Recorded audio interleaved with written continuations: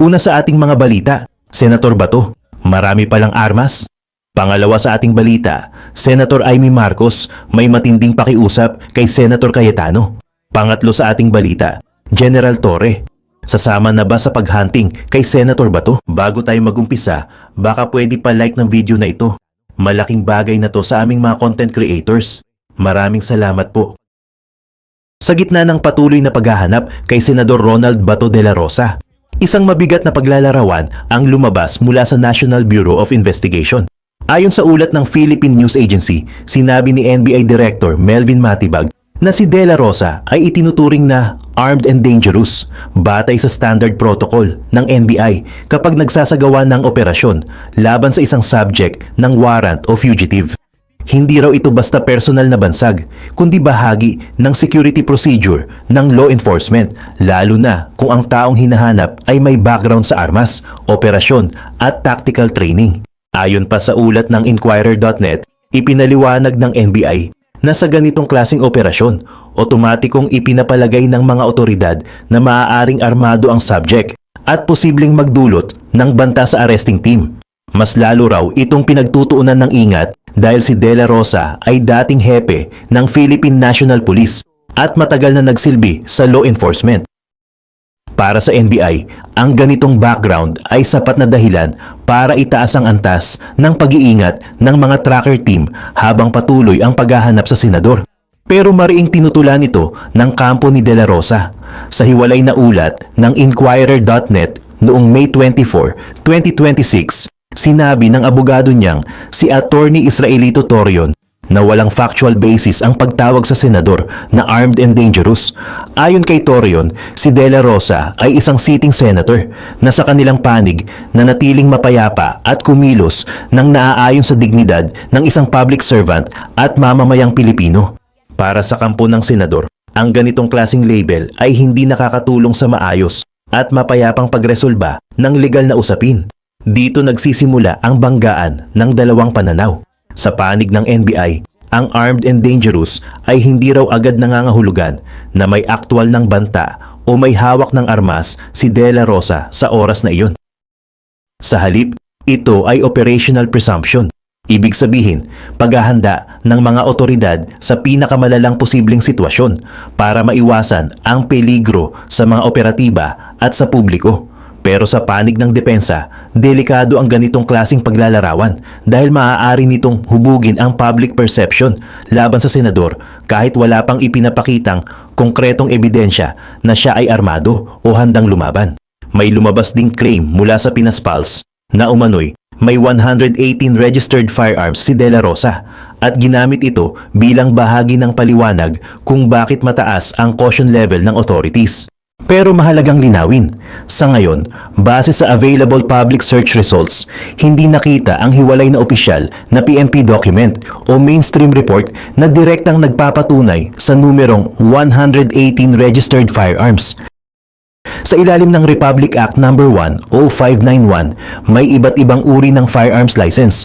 Ayon sa mismong batas, ang Type 5 license ay para sa certified gun collector na pinapayagang magkaroon ng higit sa 15 registered firearms, kasama ang requirement na may secure vault o container para sa safekeeping ng mga armas.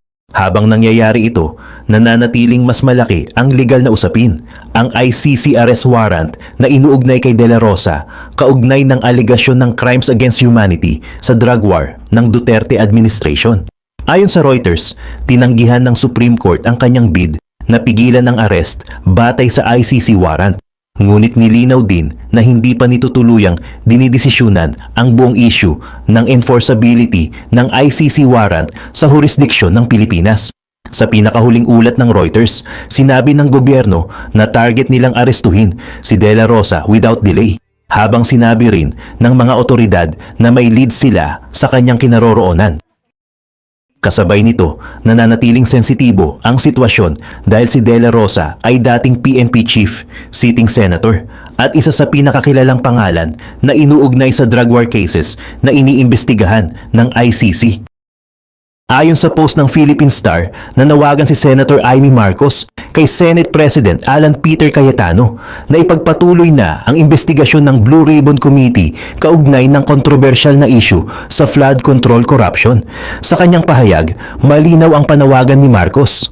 Buksan na raw ang pagdinig, tanggalin ang anumang takip o pagtatago at harapin ang mga pangalan na paulit-ulit na lumilitaw sa gitna ng kontrobersya. Buksan na ang Blue Ribbon Committee. Tanggalin lahat ng takip sa flood control corruption, ani Marcos. Hindi lang simpleng panawagan ang kanyang sinabi. Hiniling din niya na ipatawag sa Senado ang tinaguriang 18 former Marines, ang dating lehislador na si Zaldico, dating Executive Secretary Lucas Bersamin at former Undersecretary Adrian Bersamin, mga pangalang umano'y nadawit o nabanggit sa usapin ng flood control controversy. Para kay Marcos, panahon na para hindi na manatili sa mga bulungan, aligasyon at palusot ang issue. Kung may katotohanan, dapat itong lumabas sa harap ng publiko. Kung may sangkot, dapat itong mapanagot. At kung may mga inosente, dapat ding mabigyan sila ng pagkakataong linisin ang kanilang pangalan. Sa gitna ng lumalakas na panawagan para sa transparency, isang tanong ngayon ang nakaharap sa Senado.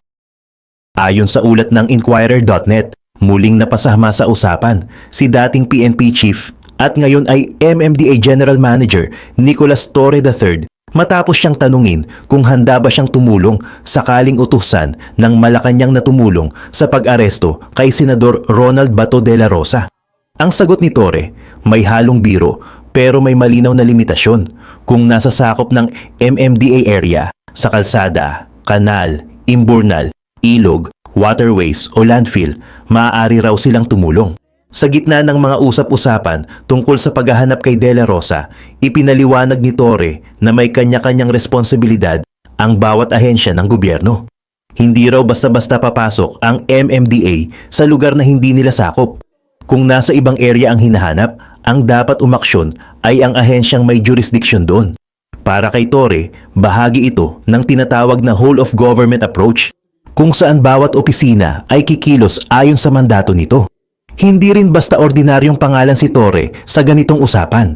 Siya ang dating police official na nanguna sa operasyon na nauwi sa pagkaaresto kay Apollo Kibuloy noong 2024 at kalaunan ay tumulong din sa pagpapatupad ng ICC arrest warrant laban kay dating Pangulong Rodrigo Duterte noong March 2025.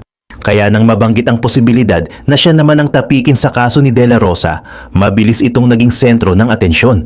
Pero ayon din sa Malacanang, wala pa raw utos si Pangulong Ferdinand Marcos Jr. para kunin ang tulong ni Torre sa paghahanap o pag-aresto kay De La Rosa. Sinabi ni Palace Press Officer Claire Castro na sa ngayon, sapat pa raw ang puwersa ng PNP-CIDG at NBI para gawin ang kanilang trabaho. Kasabay nito, nanawagan din ang palasyo sa publiko na tumulong sa pamamagitan ng pag-report sa otoridad kung may makikitang pugante sa kanilang lugar.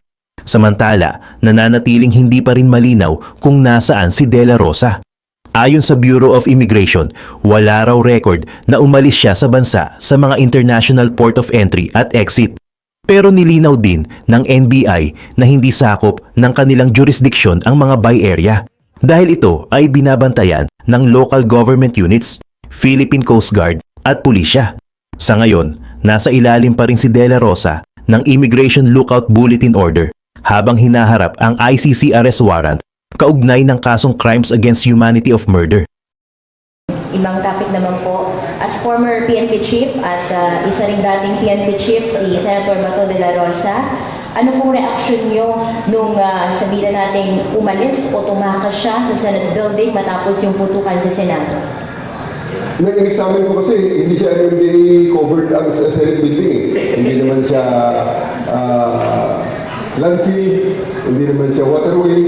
Kaya hindi na namin masyadong nilaliman ang aming pag-imbestiga sa nangyaring nangyari. As former PNP Chief, sir. Buti na lang, General Manager na.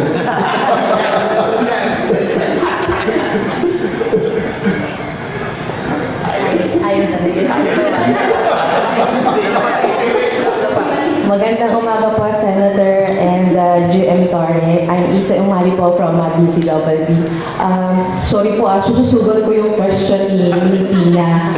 Kayo po, alam po namin na maganda po ang trabaho ninyo ngayon sa MMDA. Pero may clamor po kasi sa social media na kunin kayo ang inyong serbisyo para tulungan daw po ang ating authorities na maaresto po si Senator Bato de la Rosa. Your thoughts po about this, sir? Part pa rin naman ako ng gobyerno eh. Kaya sa manhunt, in terms of manhunt, pwede na kami sumali. Binabantay namin, malay mo, nagtago sa landfill, nagtago sa estero, nagtago dyan sa kalsada. Ayan, pwede nyo kami maasahan dyan. O, di ba? Pero sa ibang mga areas, na may iba namang mga Office of Primary Responsibility, eh, sila naman trabaho kasi full of government approach eh. Yeah, General, just to follow up, para tumbukin Ako si natin. Sir Para tumbukin natin. Go, Senator. If you're given a special assignment by the President, no, to help in the manhunt, do you have a choice to accept or do you have a choice to?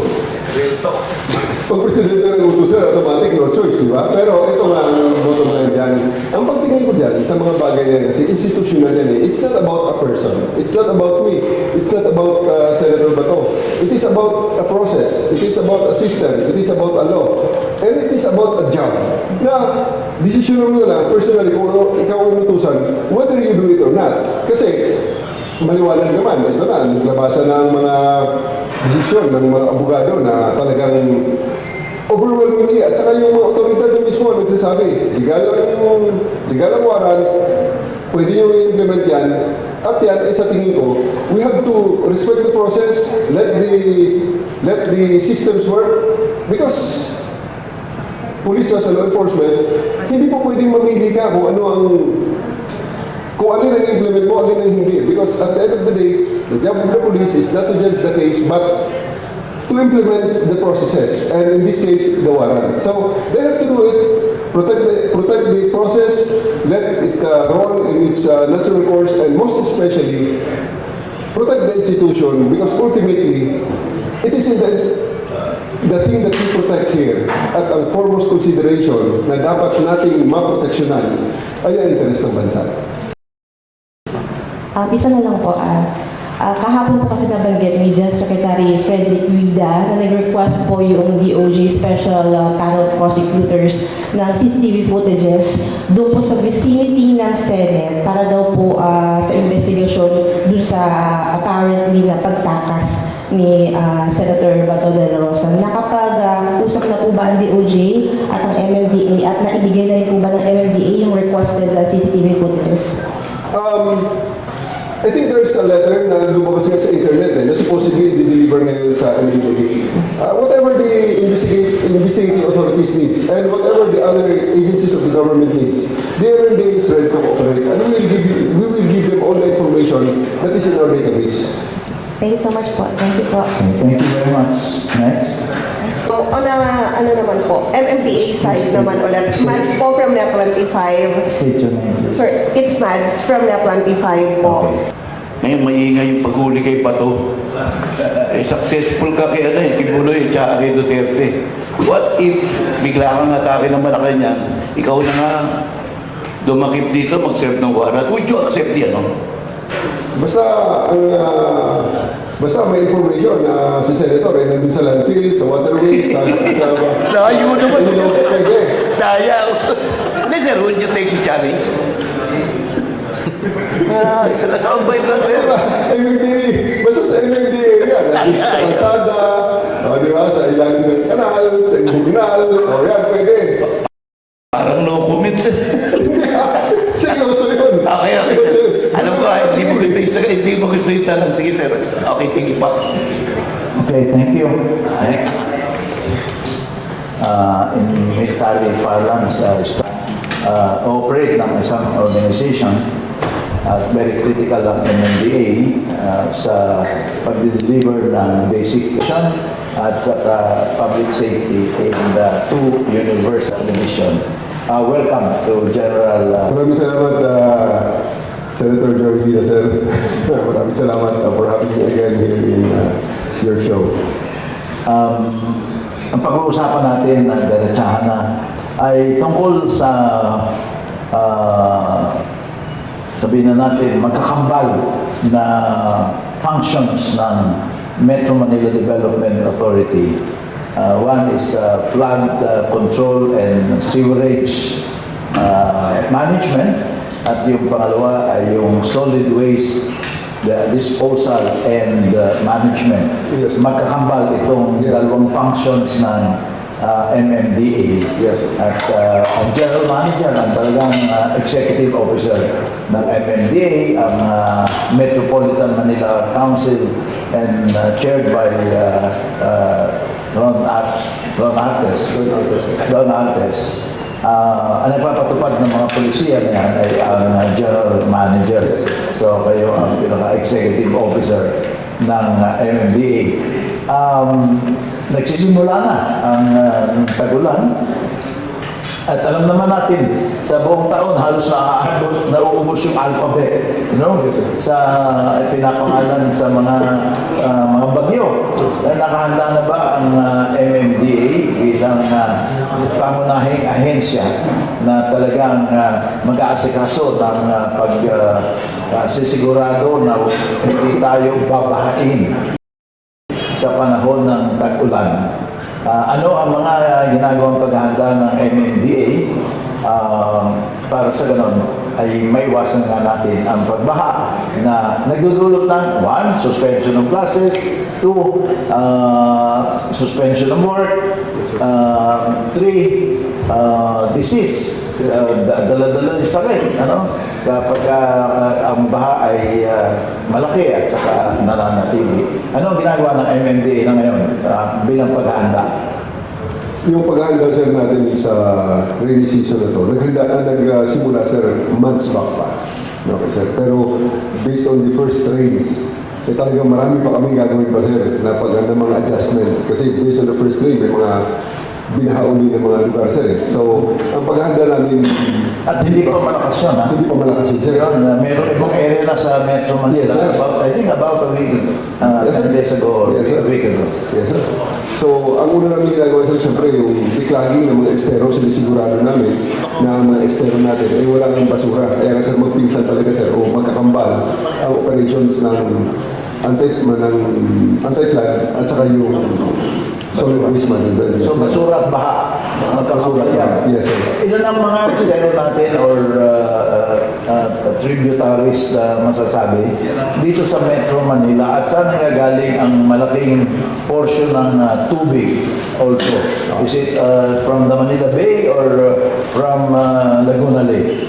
Ang Manila Bay at saka Laguna Lake, sir, yun ang dumping ground, yung tatlong river system natin. Tatlong river system natin, sir, yung Pamarisan, Pasig, Marikina, San Juan. Tapos yung sa Tulyahan and Napotas, Malabon system, sir. At saka itong sa baba, sir, yung Las Piñas, Zapote, and Parañaque, sir. And yung three river system natin, sir, meron mga 30 na smaller tributaries na nag-defeat sa kanila, sir. Ang dalawa lang ang dulo niya, sir. Laguna Bay at saka yung Manila Bay, sir.